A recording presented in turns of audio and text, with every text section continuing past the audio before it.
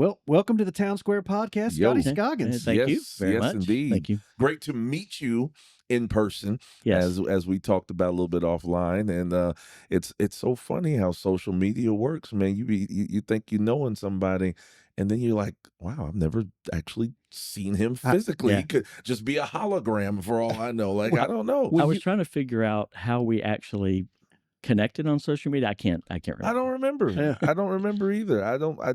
I have no clue. Well, I've watched your interactions, and I just assumed you guys were best friends or something. Like, so when you came in, you're like, "Hey, it's nice to meet you." I'm like, "Wait a minute, hang on." I have watched you guys interchange for at least a year or more. Yeah. I wait every Sunday. For him to post, "Today is the day the Lord has made. Let's rejoice and be glad in it." And until he posts that, I don't start my Sunday. Look at that, man. Look at that. And there have been a handful of Sundays where I just, for whatever reason, forgot to post it. And then I was later on would think, I was like, dang, man, Scotty didn't have a good Sunday today. I know. I did not crashed post, and burned. I did not post about the Lord. You didn't give that, what do you call it? When you exhort, you didn't exhort him. I didn't.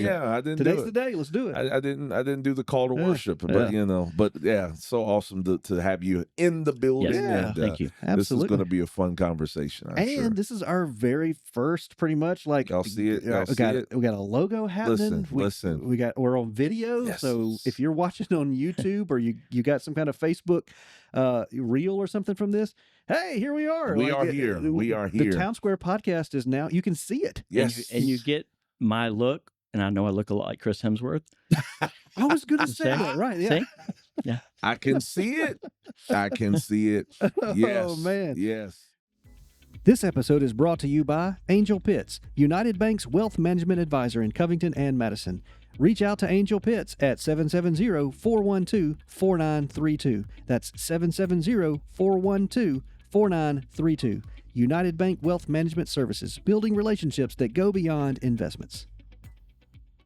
Well, look, Scotty, we got so much to talk about, and I know you want to get into some of these topics, so I'll just jump in. You've recently announced you're going to be running for City Council of Covington. So, but before we get into the campaign, I just would love to let our listeners know, and our watchers. That's right. Our viewers now.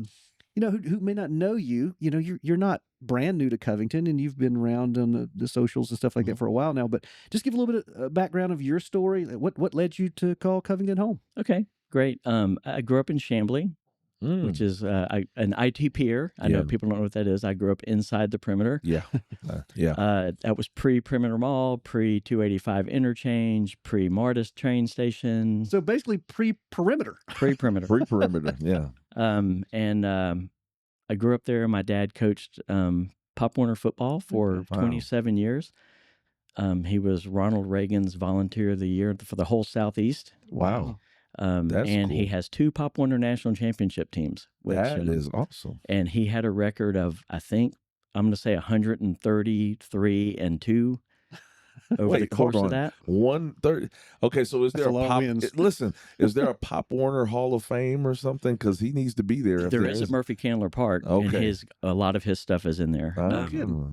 I learned a lot during then from how to serve others. Anyway, so that's where I was telling Trey earlier. A lot of my friends are still the people I grew up with at that park. Okay, So I learned a lot about community. Absolutely. Back at the park, but he taught me that do a few things very well, and as a Nebraska fan, you'll appreciate this. They ran Tom Osborne's offense with 10-year-olds. I love it. I love it, man. I triple option I formation, baby. I can name it like Novocaine, man. It worked. He would take the. He didn't look for the best athlete. He looked for the smartest player, put a quarterback. Yep. Because he said, here's all I need you to do. Don't make a bad play worse. Yep. Pitch, pass, yep, run, or fall down. There you go. You have options. It's an option. There you go. So anyway, I love that. I grew up in Chamblee, went to West Georgia College, met my wife there, got married, lived in Lithonia for a while, and then we moved to Norcross. Ooh, okay. Went back up. We lived in Norcross. Then we had kids, and then we moved to Lilburn, and then we moved to Lawrenceville Awesome. And we were in Lawrenceville until we moved here, which was to, I don't want to say take care, because they need to be taken care of, was to be close to her parents, who had moved here about 30 years ago. And they were getting to the point where they couldn't really drive, and we didn't want to take them out of their community, and our kids were grown, had their own families, and so we decided to come out here so we could be close to them and keep them in their church home and their family. Sure. It was easier for us than move. So that's how we ended up in Covington. That was in 2019. Okay. Moved here in May of 2019. Gotcha. So there's not much of the metro Atlanta area that you have not touched, man. I mean, you kind of circumferenced it a good bit. And I will get into it later, I'm sure. But part of the reason we kept moving is because of disastrous city decisions that were making those areas unlivable. I smell a segue. No, I smell a segue. I like it. But no, that's understandable, though, because a lot of times for people who don't live in this area, friends back in the Midwest where I come from and all that, when they hear Atlanta, they just think everything is just Atlanta. And I'm like, it is, but it's not, and so all the suburbs, they run their things the way they want to run them. And so I absolutely understand that, so definitely be looking forward to hear more about that. Yeah. Sure. Yeah.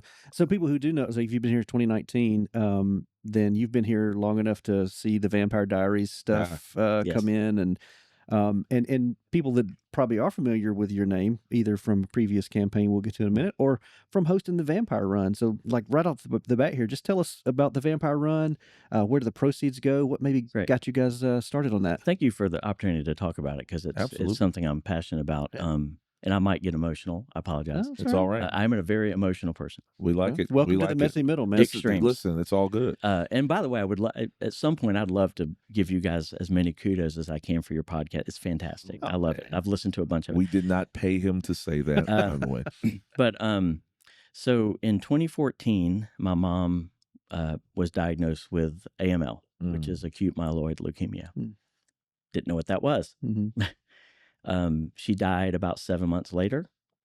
And while it doesn't really matter how healthy you are, that can still get you. Right. But what I did learn is her body couldn't fight it because she was not in great shape. And I started looking at myself and going, oh, you're 200 pounds and you're 5'5". You were 200 pounds? Yeah. Hey, I couldn't imagine that. I know. No. So I decided that I needed to do that, to change that, and I didn't know what to do. So some friends of mine were running in this group called Team in Training that raises money for Leukemia and Lymphoma Society, and I had been supporting them blindly, just here. Yeah. Yeah, sure. So now it mattered. Sad that it takes tragedy sometimes for things to matter more. So they said, well, why don't you run a marathon? I can't even run to the drive. This truth, right? I can't even go down the steps out to the mailbox and back without getting winded. Right. But I started. I went 100 yards, and then I went 200 yards, and then I went half a mile, and I went a mile, and then I ran a 5K. It was Run the Reagan. Oh wow! Run the Reagan. Oh wow! And out in Lawrenceville. Yeah.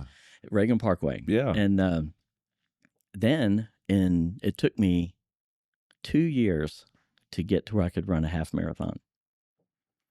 So now I'm decided, okay, I'm going to join this team, and they raise money, like I said, for Leukemia and Lymphoma Society through endurance sports, right? Cycling, triathlons, marathons. And there's a thing at Disney called the Dopey Challenge. The Dopey Challenge. And it is 48.6 miles over 4 days. It's a 5K, a 10K, a half, and a full on 4 consecutive days. My God. The hard part of that, you have to get up at 3 a.m. So I said, all right, I'm going to do that. I'm going to do that to raise money. And I joined the team. My very first marathon that that was 2019. And that was that Dopey Challenge. No kidding. And I worked and worked and worked, and I raised about $12,000. Wow. To do that. And crossing the finish line after you run a marathon is something like you've never. I was about to say. I've done it 5 times. I probably won't do it again. I still do run the Disney runs to raise money, but that's the segue into the vampire run. So in 2020, when the pandemic hit, all those races stopped. Right. And I went, well, cancer didn't stop. Exactly. So I need to raise money. And I was using that as the foundation to raise money. Mm-hmm. And so I went to my contact at the LLS, which is Leukemia and Lymphoma Society, and I said, blood cancer sucks and vampires suck blood, and I live in the center of vampire world. Can I start my own run and use your logo? What a fusion. That is fusion. Listen, yes, that is a heck of a fusion. And they said, sure. And I said, I'm not making fun of this because my mom died from it, and I know lots of people are suffering from it, but it's just a good tie-in. So in 2020, we did our first vampire run. Mm-hmm. There were 78 people, 40 of which were in other states. Wow. Because I opened it up. Now, you got to know, I'm a dive-in kind of person. Sure. No idea what I was doing. Right. Yeah. None. Just get in and we'll like figure right it out. On this. I have no idea what I'm doing. So I said, I've run a bunch of races. I don't know how to create a race or direct a race, but other people do it. Mm-hmm. If other people can do it, I can do it. So I just found this site, started. We had 78 runners. Then we went to 182. Then we went to 256. Last year we had 450. Wow. We're expecting 600 or 700 this year, and it's based.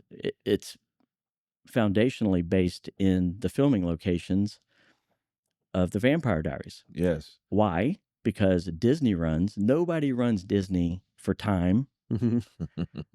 It's to get pictures. Sure. Because when you come running through the castle in the Magic Kingdom and you get your photo taken there, that's magic. Yeah, right? Absolutely. Actual Disney magic. Yes. And there's characters all over the place that you don't see regularly, like Captain Hook, right? Tweedledee and Tweedledum. Oh man! So but they're only on the race course, so you don't get them. So I said, you know what? We have photo spots here too, so I'm going to model this after that. So we have characters on. We had Freddy Krueger last year on the route. We had Michael Myers on the route. It made me run faster. Man. We had a and we also mark photo spots. This is Isabel's house. Yeah. This is the Bennett Witch house. And what's really blossomed, what's really kind of proud of, is we had 82 volunteers last year. Dang. That is awesome. Most of which came from the Career Academy. Hey, yeah. Shout out. So from Felicia Wagner, got us 20 or 30, and we put them in pairs at those photo spots so that you don't have to do a selfie. Mm-hmm. They'll take your picture for you. So it's a very different 5K. Mm-hmm. It's intended to be fun. Mm-hmm. I could talk about it all day, but the last thing is we say we put the fun in fundraising. Because how many times have you ever seen a fun run and you get there and it's not fun? It's just a run. Yeah. I hate that term. Don't call your run a fun run if it's not fun. There's no fun involved. Just say straight up, it's running, just a 5K. We're running. You're going to be miserable. You're going to be tired. But it's for a good cause. Yeah. It'll be worth it in the end. You raising some real money? Are you raising some money? Last year we raised about $18,000. That is awesome. But because we consider ourselves a high-end 5K, to put it on is more expensive than a not fun run. Mm-hmm. Right. Because we have videographers out there and photographers. Now, I will say the city of Covington is amazing to work with when you're doing an event. It's not the first time I've heard that. They make it very, very easy to do an event like that because we're blocking off streets and the square. Right. Mm-hmm. Now, let me ask you this. How does it feel to see, like you say, you jumped in, you had no clue what you're doing, right? So now, some years later, you've got this major, as you call it, a high-end high-end 5K. How does it feel to see that thing blossom? How gratifying is that, especially given the cause that you're, doing it for? That's a great question. It is hard to explain the amount of joy. Yeah. And it's not a pride thing. Right. It's there have been people that this is their first 5K ever. Because they like the Vampire Diaries. And there's a whole workout group that's started now. That's a group of people that are Vampire Diaries fans that train for this run. That is awesome. And it just brings me a lot of joy when people send comments that, that was great, that was fun, I can't wait to come back next year. Yeah. We have people sign up for next year on the day of the race. On the spot. That's great.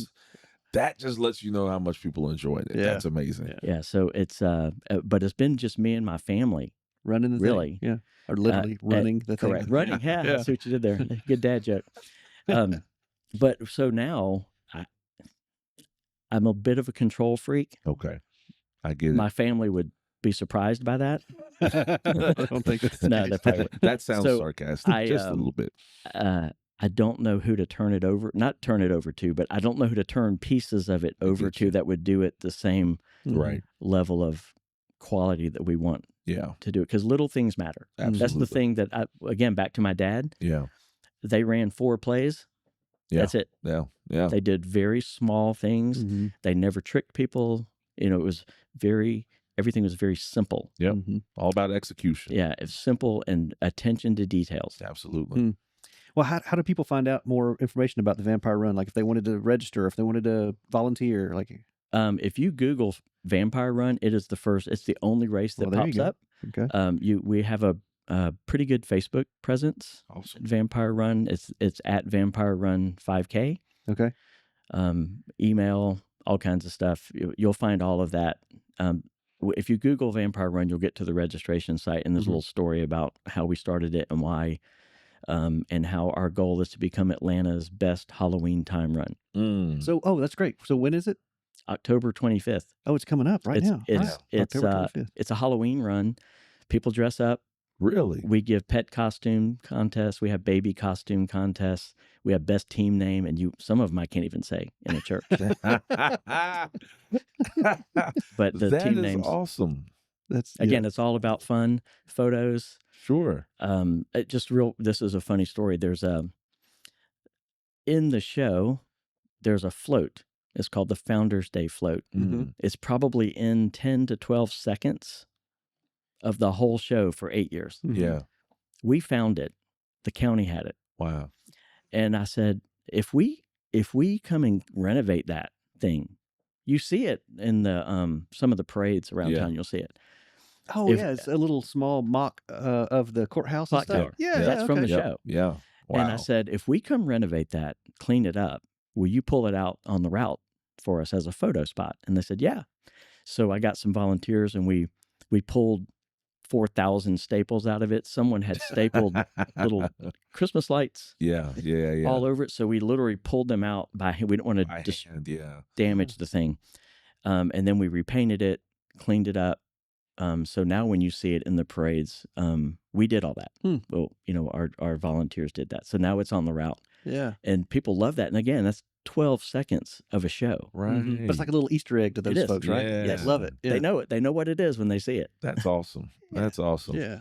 This thing, man, you almost got me ready to run. I'm not ready to run, as you can see, but maybe I can aspire for this in the years in the next year or so. About 80% of the people walk the route.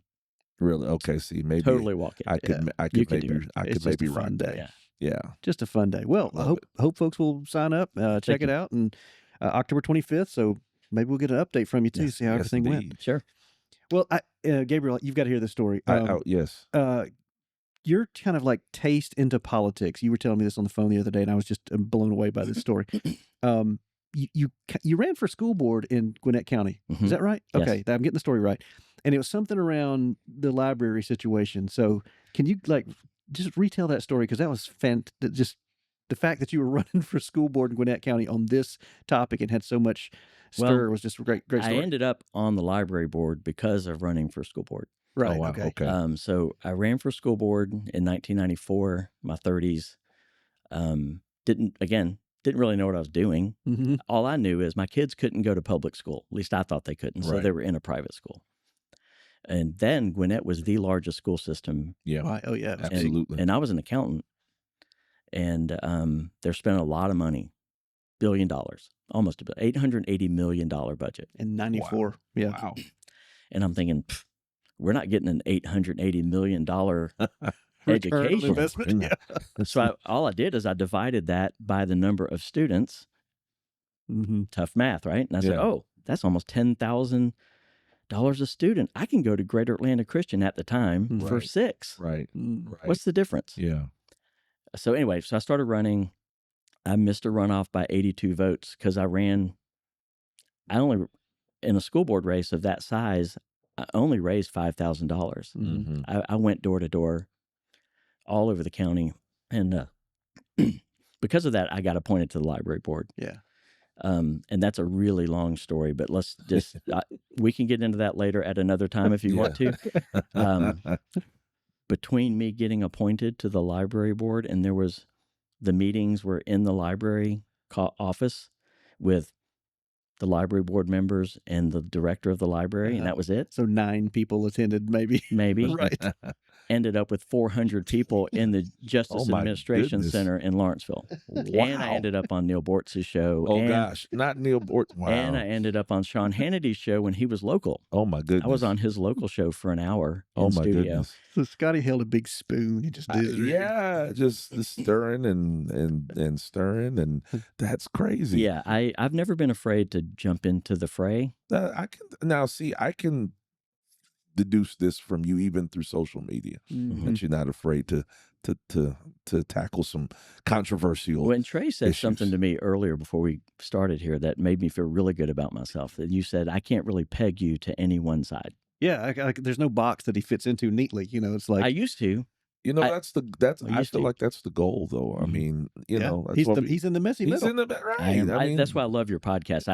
I listen to Mel Robbins, Jay Shetty. Yeah. I listen to Charlemagne. Yeah. I listen to all these big podcasts, and they all have agendas. Sure. Right. This doesn't appear to have. It's just, let's talk about stuff as normal humans. And I will tell you, I've learned more about the way the world should be by just listening to. I've listened to 12 or 13 of the episodes. Well, thank you for listening. That's man. awesome, man. A favorite? You have a favorite? My favorite is the one on DEI. Oh, is that right? See, that's interesting. I'm going to share it today. That's all, because that was kind of just like a little one-off thing. I think we did. Yeah, it was a hot topic. We're like, let's just ask each other questions. Yeah. I loved it. I told Trey this before you got here. I have never heard someone explain, I'm going to say the other side, so you know what I mean, of that topic better than you did. Wow. I appreciate that. Yeah. Because it came from the heart. You weren't trying to have an agenda, make a point. You were just saying, this is what it feels to me. And I went, this is fantastic. Yeah. I appreciate it. I mean, it really is one of those things, not even just that topic, but just in general. I think people are so conditioned to believe that everybody's got some agenda, and sometimes no, issues just are what they are. Well, and Zion said the same thing. Yeah. In his podcast, which I really appreciated. We tend to, I love what he said, because I've been saying this my whole life. We all agree on what the problems are. Right. We just disagree on how to solve them. Absolutely. That's it. Yeah. For the most part. And sometimes the disagreements are more passionate than they are different. Like, you know what I'm saying? Like, good point. Like if we really examine it, we may not be as far off in disagreement as maybe we think, but because we're so, I don't know where all the vitriol has come from, but we're so vitriolic about our disagreements, it makes it seem like it's worse than what it is. I think it's manufactured on purpose. Yeah, a lot of it is. Yeah, you might be on to something there, man. Listen, don't get me on a rabbit trail. We got a whole list of questions we need to be asking you. I don't want to get on that rabbit trail. I do, but I don't. Well, what was the big stir with the library board? Yeah. Like, what is it that you got everybody fired up about? There's a reason they came to those meetings. Right. So the day I got appointed, a parent shows up with a book in their hand, and they said, this was on the 3-foot shelves in the library. Okay. Which is the kindergarten. Right. The little shelves. And I said, it's called What is a Boy, What is a Girl? And I thought, oh, it's an educational book. That's fine. She opens it up, and there's full frontal nudity of men and women. I mean, my goodness. Not drawings. It's like not drawings, actual photos. And I went, oh, this will be easy. I'll just take this would be easy. I'll take this to the library board, and I'll say, hey, can we put this behind the counter? I don't care if a parent gets it. Right. Yeah. But the parent, what had happened is her daughter had picked the book up off and said, hey, look. So she brought it to me. And I thought, oh, okay, that's easy. Right? Well, I made a motion to take the book and put it behind the not a second. And here's where the fun starts. Right. And so again, make a 2-year story very short. I came to the next meeting. By now, I've got stacks of books. People are coming out the woodwork. This one too, and this one coming out the woodwork. Some of which I agreed, and some I didn't. Right. But I still got a stack of books, and I'm going, hey guys, Yeah. can we put these somewhere and let parents pick them out themselves? Again, no one seconded, and this is what I said. I said, all right, now you've messed with the wrong person. Oh my goodness. So oh my goodness. Scotty Scoggins, the beehive over here. I sent a press release saying that Gwinnett County Library System supported pornographic material and sent it to local TV, local radio. And the very next meeting, that's when the media showed up. Wow. I had no idea. I didn't know what I was doing. Wow. Well, I kind of did. Yeah. I didn't realize it was noise. I just need to make some noise correct. like this. I just wanted to get their attention. Yeah. Yeah. You did. Yeah, So, you did. Absolutely. Anyway, that's crazy. And I think And this was how long ago now? it was 1994. That was probably 96. Oh wow, so mid 90s. Okay. 90, Wow. yeah. And I ended up resigning because it just was way too hot of a topic. But it boiled down to a lot of this stuff. What do we spend our money on? Right. Somebody's picking out which books are in the library system. If we had every book ever known to man in the library system, then I would go, oh, okay, that's every book ever known to man. But you don't. Somebody's making purchasing decisions. Right. Yeah.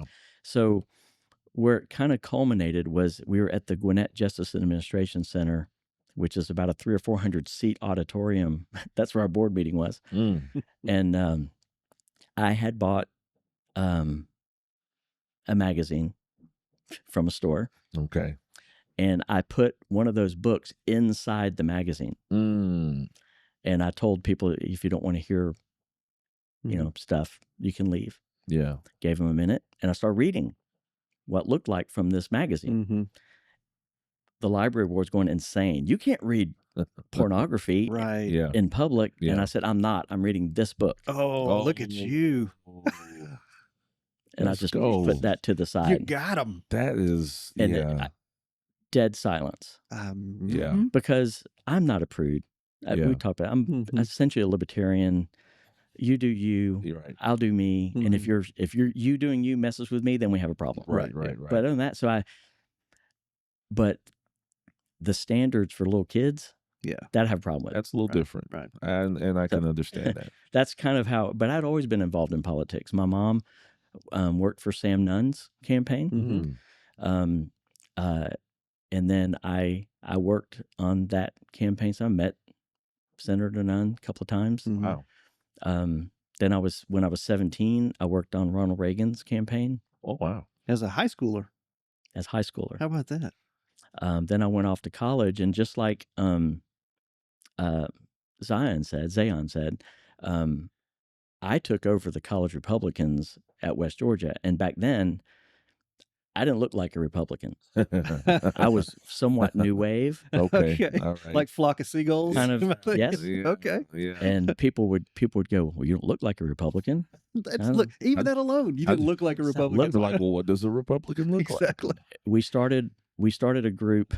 I met with the leaders of the Democrat, the college Democrats too. We met every other week to talk about stuff.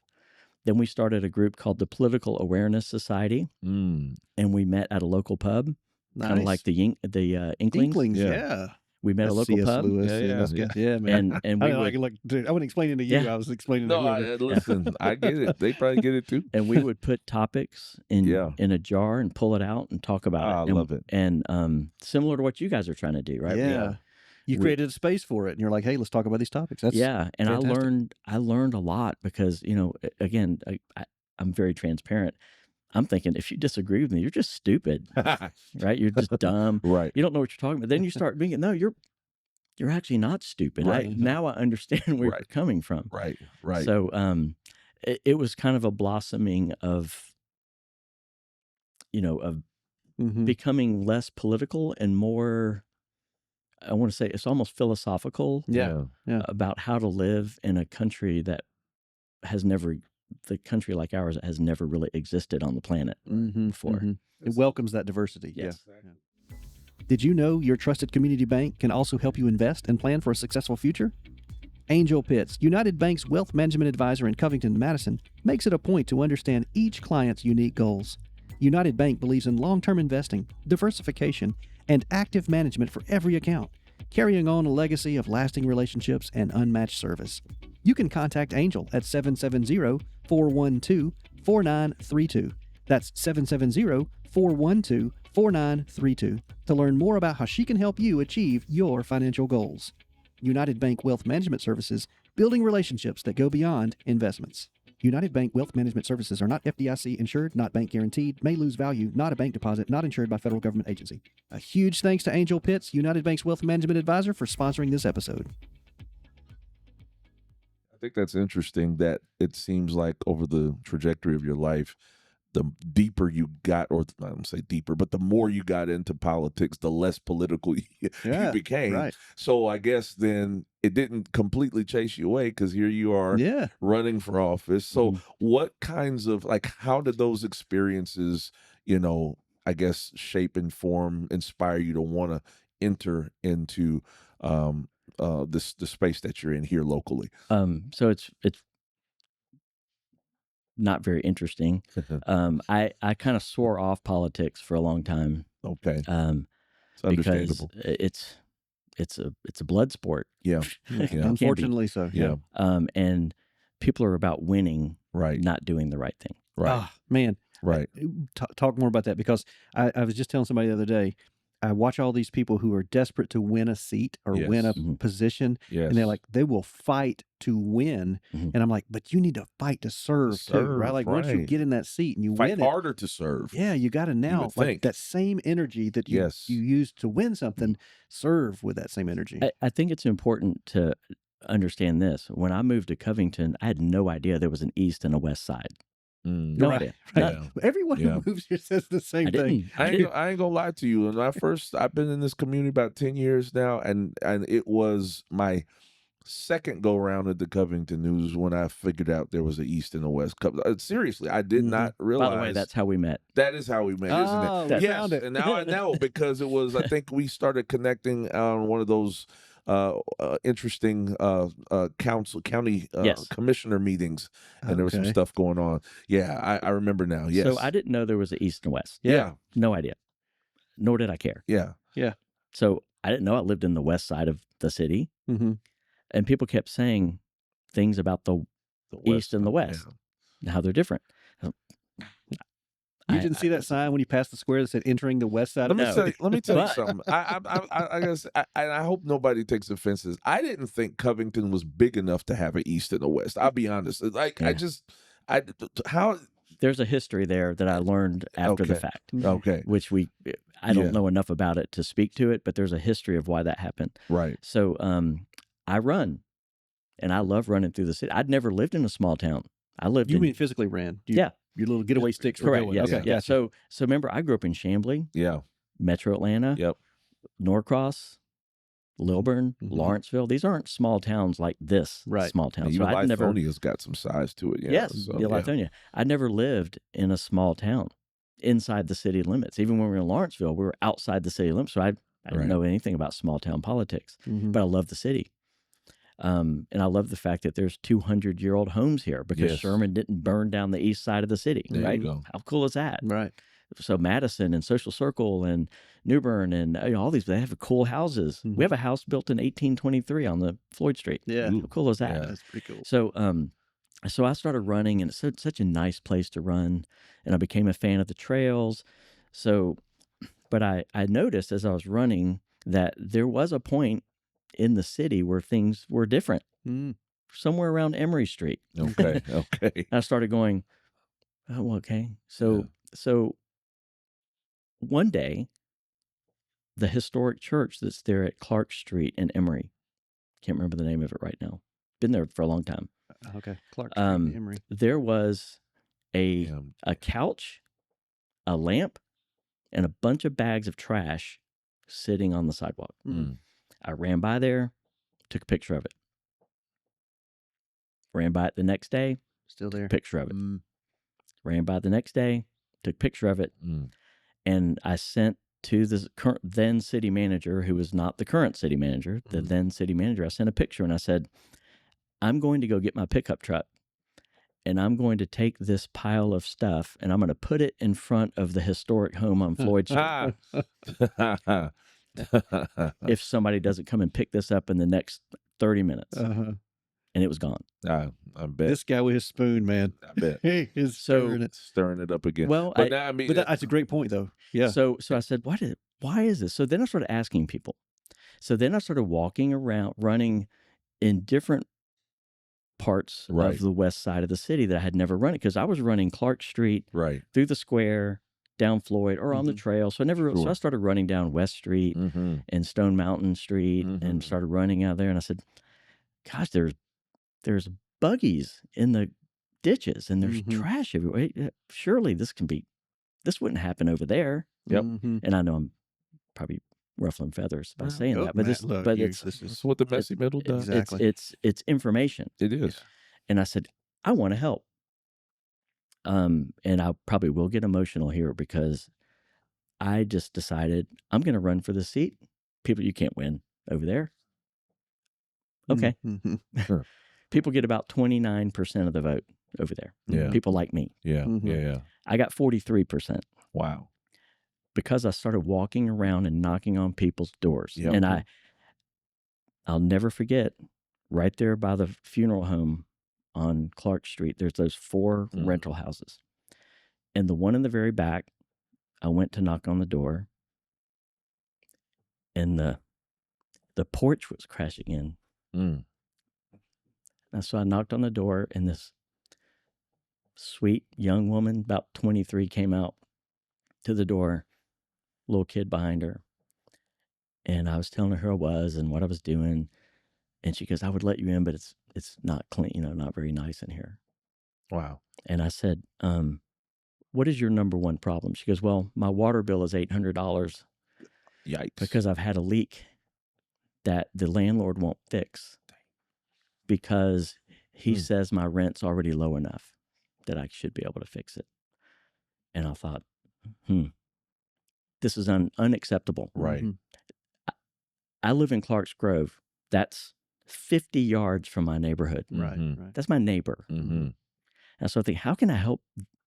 How can we help the neighbors? Yes. That became the whole campaign. How can we get all of this where we all live? And then I talked about how historic the homes are on the west side. There's a church that's 200 years old. I think it's Sims Chapel, if I'm not. Is that the one right there? Sims by the airport. Okay. Yeah. But Bethlehem, you may be thinking about, well, not Bethlehem. It's right there when you're coming. I know exactly what you're talking about now. Yeah. I can't remember the name of it. To be the corner pantry there. It's down the street from But all those homes down West Street and Stone Mountain and over, down West Avenue, all those homes, those are historic homes. Yes. Some of them are hundreds of years old. Yes. And they're falling into the ground. Yes. And that's history.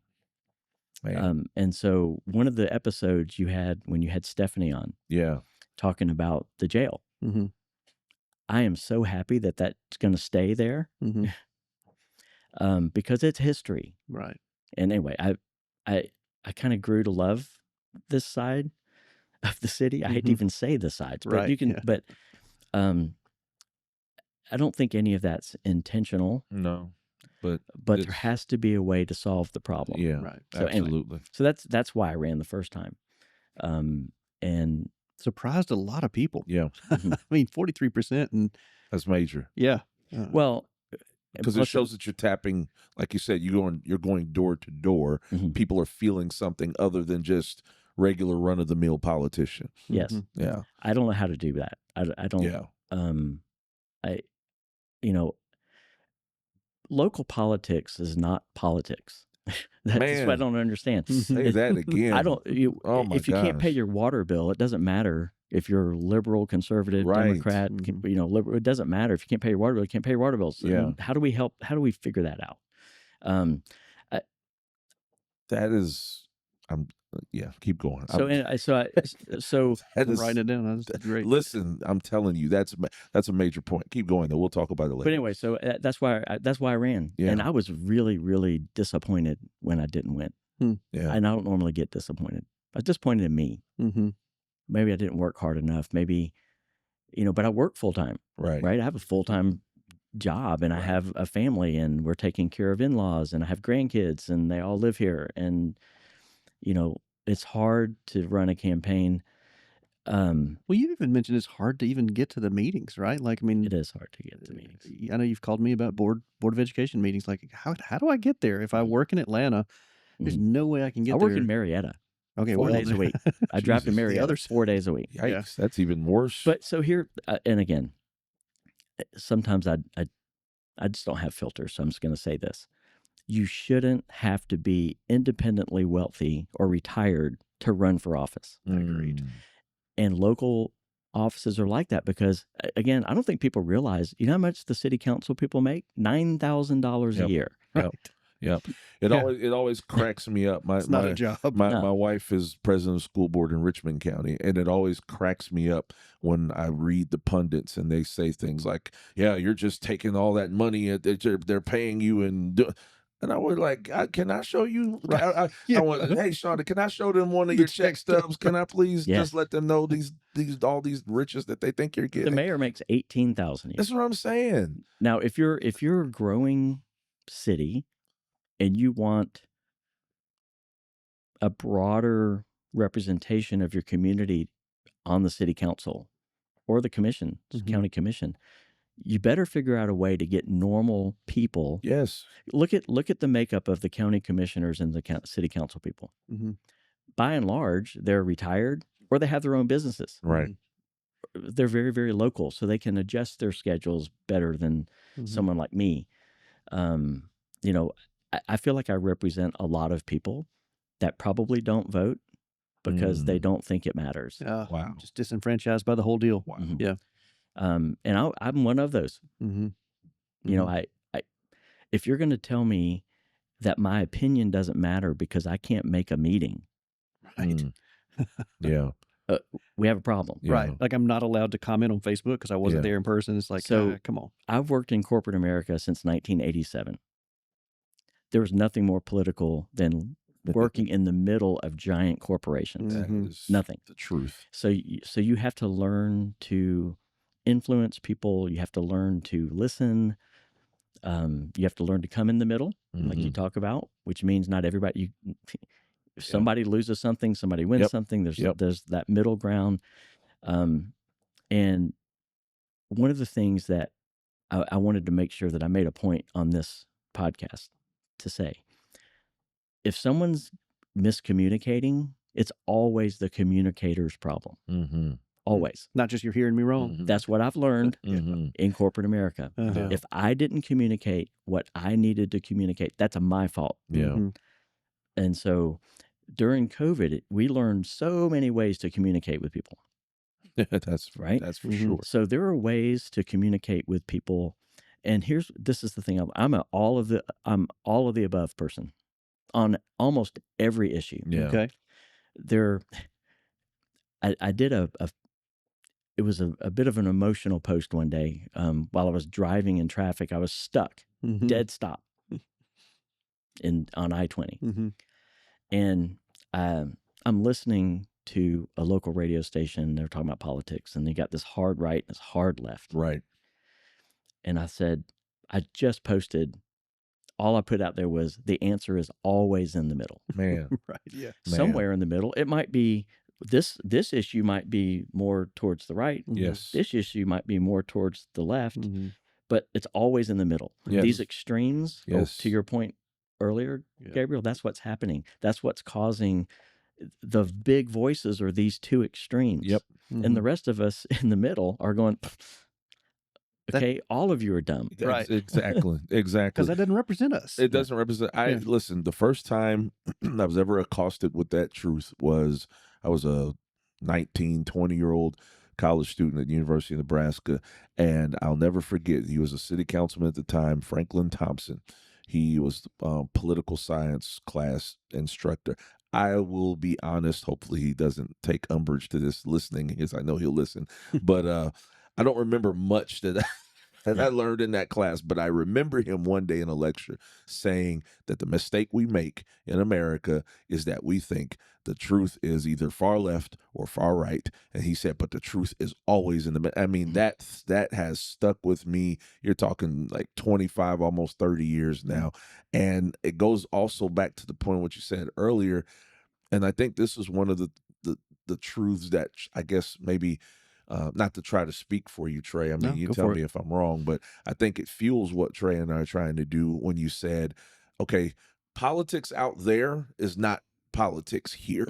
Like the national, and I think one of the mistakes we make is I see people locally trying to make what's happening in D.C., trying to make what's happening, even sometimes maybe to a more better extent, like the governor's mansion or whatever, but they're trying to make that R and that D stuff filter into what we're doing on East and West Covington, and it just does not apply. It doesn't apply. And here's this again. Here's a an unpopular truth. Maybe it's a popular truth, just unpopular among the people who would be vocal about it. There are people in Covington who are concerned about parking, speed bumps, traffic patterns, growth, all of which are very, very, very important. Absolutely. Then there's a group of people that don't know where their next meal's coming from. Man, talk about it. That is also very, very important. So I really would like to bridge that gap. I mean, I've been I used to think I grew up poor. I did not. We didn't have a lot of money, but I always had a roof, clothes, food. So I actually started seeing people who are don't know where their next meal's coming from. So I want to find a balance between all of that, right? All these campaign cliches, affordability, which I have in my own stuff, transparency, accountability, smart growth. Well, depending on which of those two sides you fall on, that's completely different message. And so I want to figure out how to bridge that gap. How do we forget about whether Rivian's going down the street, although it's important, or whether we're going to have data centers using our water and power. I get all that. All that's important stuff. But when you're living 100 yards from people whose porch is caving in, to me, that feels like a higher priority. A little bit. So just let me push there. How do you fix some of those things in? Like, what do you have some potential solutions? Well, yeah. And I feel like there are people in the community that have the ability to help other people in the community. I don't know how else to say that. That's fine. And we should do that. It makes sense. But I don't know how to do that because I'm not going to say the things that people said to my face when I was campaigning. There's a lot of, I don't want to call it hatred. I don't think people really hate each other. I think there's a lot of ignorance on everywhere. I understand where that comes from. Somebody's got to open that door. And say, hey, those of you with resources, can you help these people without resources and not depend on the county or the city or the state or the federal government to do it? My Christian beliefs tell me that people should help people. Not government should help people. I don't see anywhere where Jesus said, hey, I need you to go put all of your money in this big pool and give it to this group up in Rome, and then have them distribute it out here to Caesarea. And I don't see that. So I feel like we've got to figure out a way, and I'm willing. I just don't know how to do it.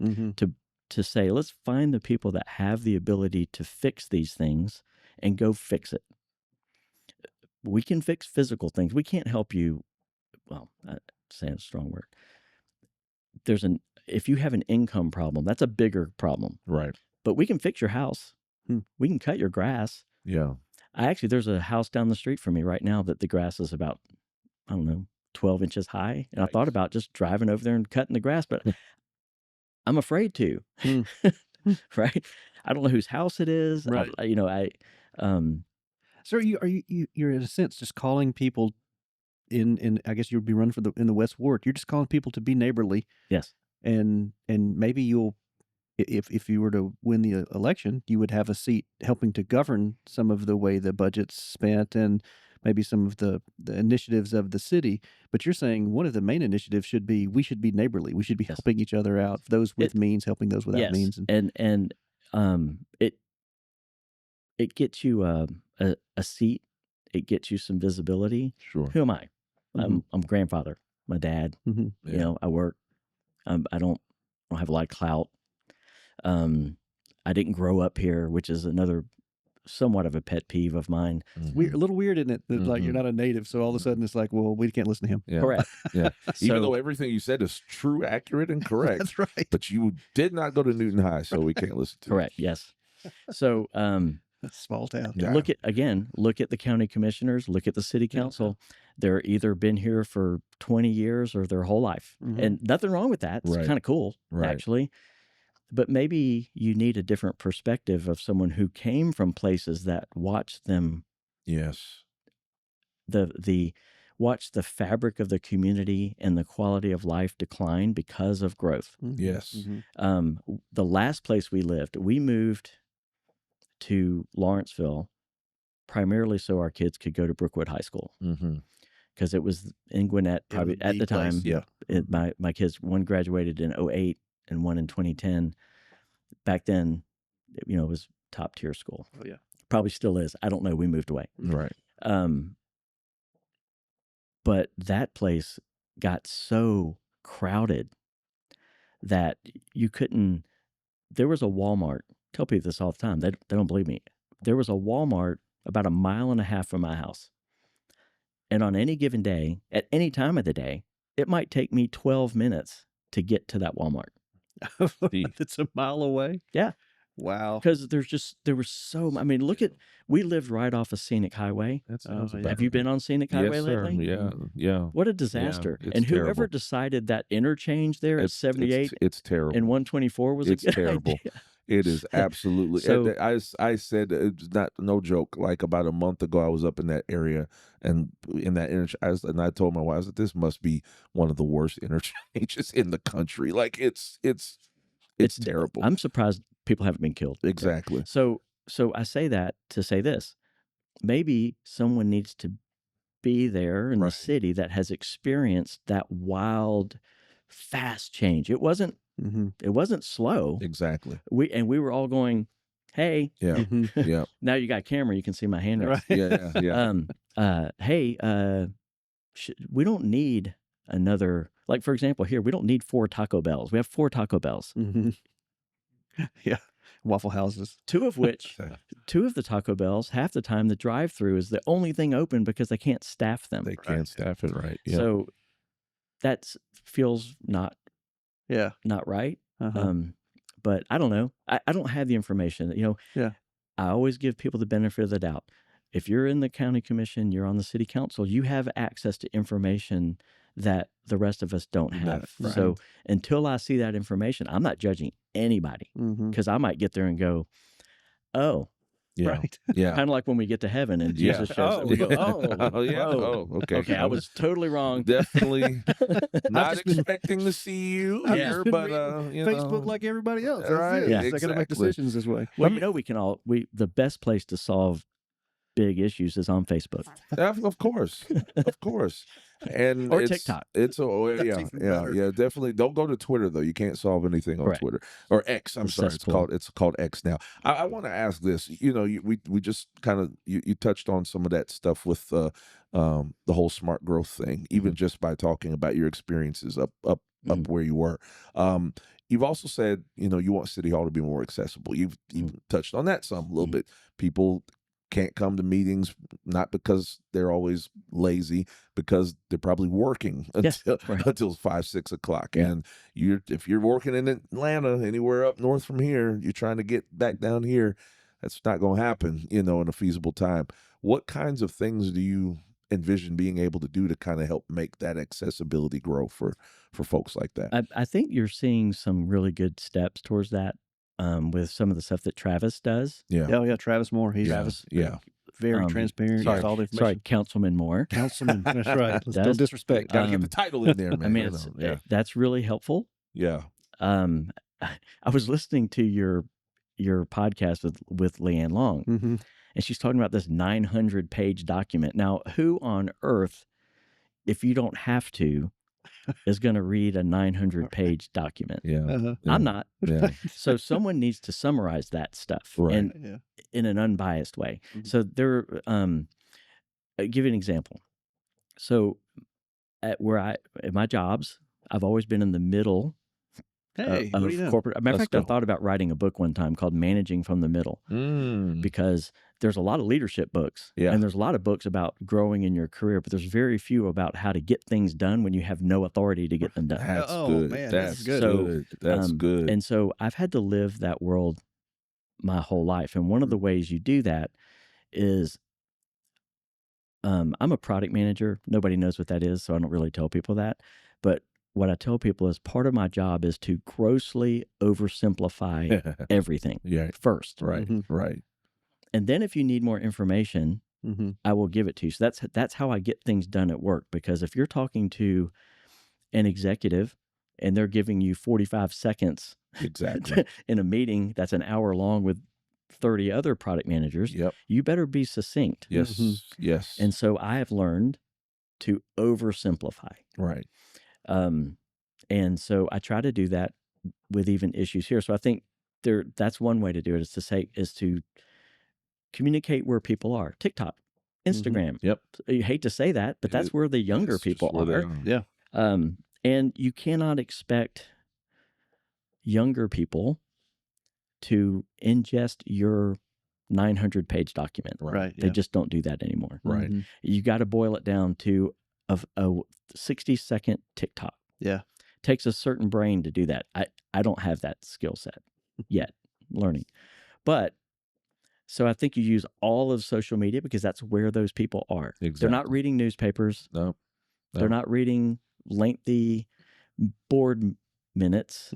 They're probably, I don't know if they do this already, but you could put all of those meetings in a format that you can watch on your television.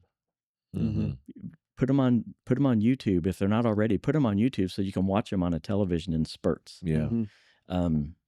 Summarize the things like you've done a good job here, right, with your notes, show notes. Right. Is, hey, here's the general topics we're talking about today, and one of the things that and it's no fault of anybody's, it's just the way it is. When you call a meeting an informational meeting and it's 10 a.m. on a weekday, yeah, there's some city council people that can't make that. Make it. You're right. Absolutely. And they shouldn't. Yeah. It's a part-time job. Yeah. Anyway, so use of social media, summarizing things.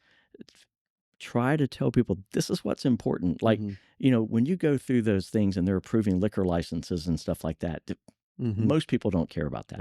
Right. But if you're talking about, knocking down a building somewhere, or you're talking about putting speed humps up, which I was shocked at how controversial. Listen.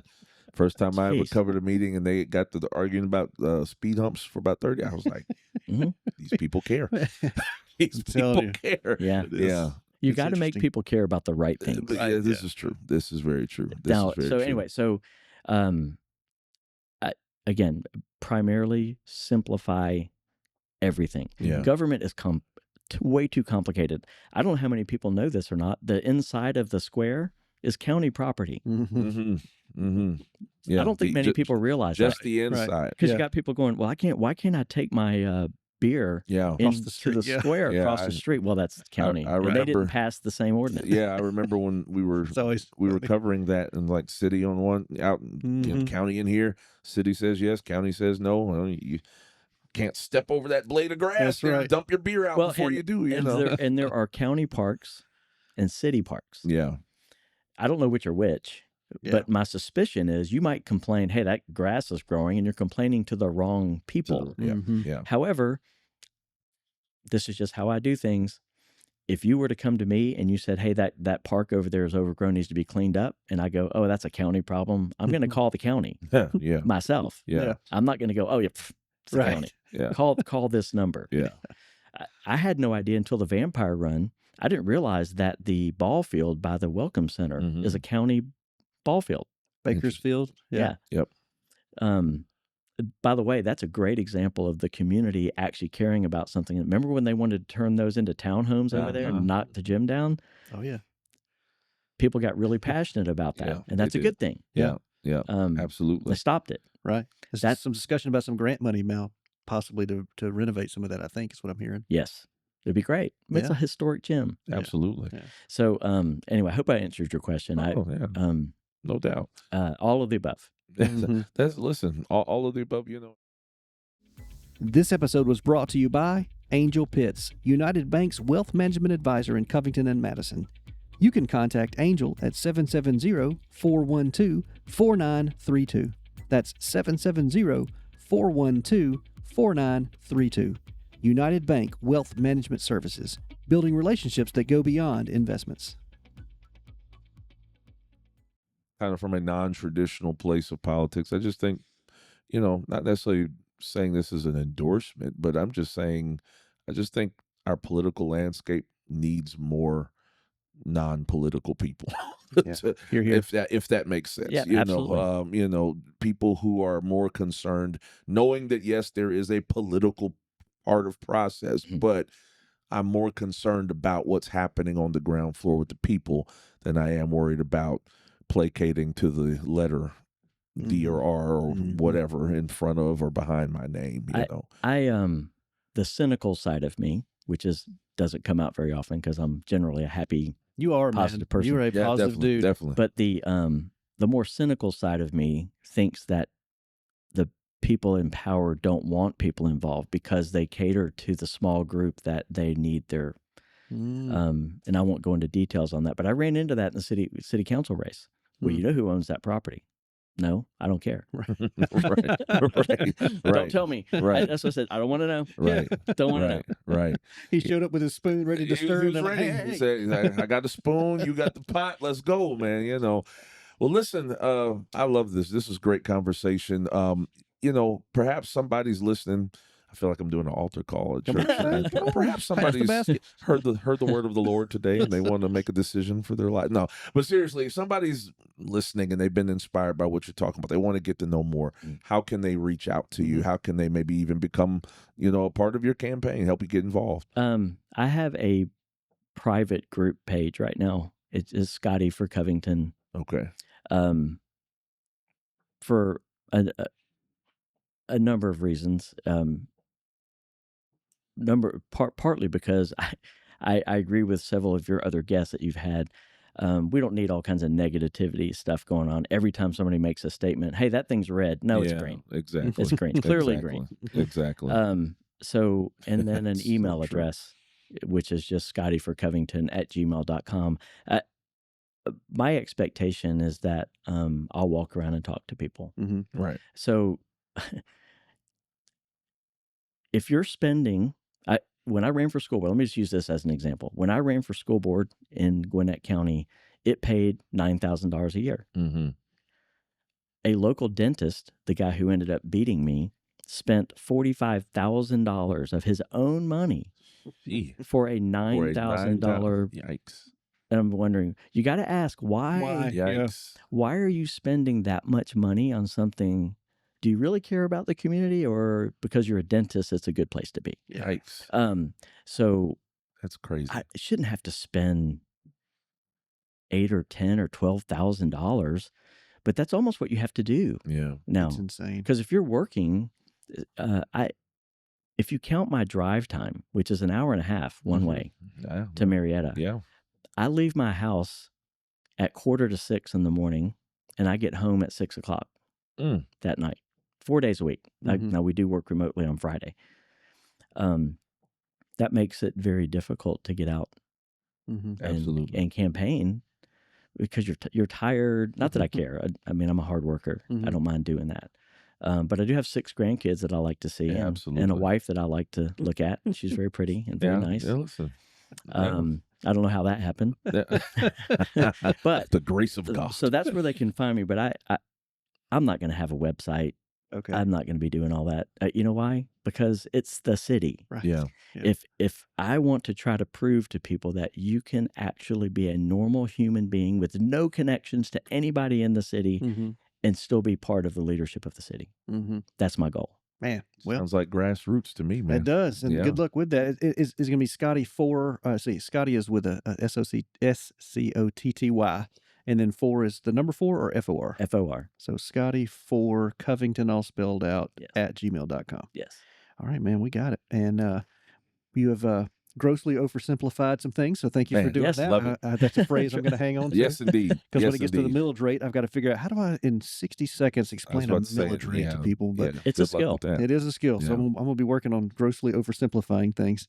But man, thank you so much for being here, for being our first guest on video. Yes. We're excited about that. Awesome. Thanks to Jacob Fry over there on the 1s and 2s, figuring it all out for us and keeping us between the ditches. So thanks again for being here. Awesome. Thank you very much. Absolutely. See you.